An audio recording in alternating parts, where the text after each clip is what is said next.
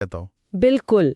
और वो सुराग हमें अक्सर कह सकते हैं कि लोगों की जेबों में मिलता है। जेबों में। हाँ, वो सुराग है सिक्के।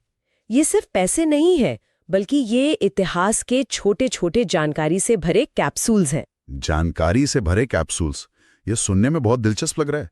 एक छोटा सा सिक्का क्या क्या बता सकता है? बहुत कुछ।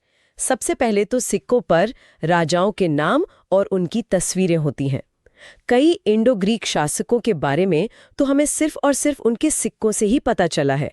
किसी किताब में उनका जिक्र तक नहीं है। अच्छा। हाँ, सिक्कों से हमें राजाओं का शासनकाल पता चलता है, और ये सिक्के जिन इलाकों में पाए जाते हैं उनसे हमें उस राजा के साम्राज्य की सीमाओं का भी अंदाजा लगता है। तो एक सिक्का एक तरह से उस राजा का विजिटिंग कार्ड भी है और उसके साम्राज्य का नक्शा भी। बिल्कुल सही।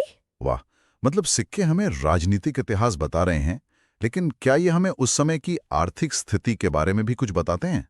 यही तो सिक्कों की सबसे बड़ी खासियत है। वो उस दौर की इकोनॉमी का एक तरह से एक्सरे हैं। सोचिए, अगर किसी समय में सोने के सिक्के बहुत ज्यादा मिल रहे हैं, तो इसका मतलब है कि वो दौर आर्थिक रूप से बहुत समृद्ध था। जैसे कुषाणों और गुप्तों के समय में। बिल्कुल।